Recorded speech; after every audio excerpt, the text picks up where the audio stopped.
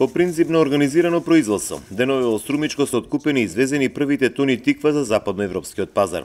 Годинава 20 земјоделци од Подгоријето одлучија да се занимаваат со производство на тиква, која не бара големи трошоци, а чиј пласман е загарантиран. Меѓу производителите е Јацо Крлев од Новосело, кој го собираше родот од својата нива. Тврди дека од приносите се над 5 тони од декар, а трошоците минимални, додека откупната цена 6 денари за килограм. Уште во рана пролет имавме семинари, советувања, предлози од кооперантот што не е тука, што ги откупува тиквите. Немаше голема заинтересираност, пробно околу 10 на 20 луѓе се нафативме да садиме и да ви кажем дека е многу профитабилна, затоа што нема големи улагања, а дава голем плод, голем род. За гарантиран пласман во било кое време кога ќе биде тиквата втасана, било кое време да се бере, 100% се откупува. Значи тоа сигурно дека ќе се зголемат приносите. Оваа година се учиме и на грешките, прв пат се садеше.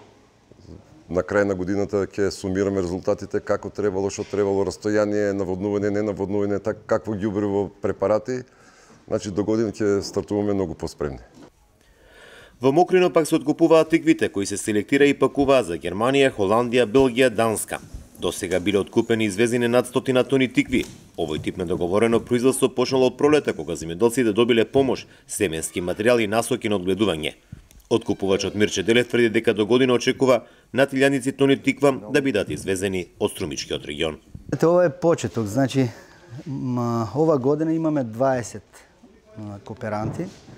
Некои помалце, некои повише со површини, планираме околу 200 до 300 тона производство, тоа е за почеток. Мислам дека количините по хектар ќе бидат задоволителни и исплатливи на земјоделците, бидејќи тиквата не бара многу нити заштита хемиска, нити пак наводнување. Па ние планираме најмалце до 2 милиони килограми да одиме. Значи има реална основа тоа да се произведе и да се пласира на пазарот во Европа. Бидејќи тој производ временски не е ограничен да мора, значи, кооперантот да го бере во еден ден или во 2 дена, него тоа одлага. Значи, што подолг период да стои на нива, тоа е подобро за самиот производ.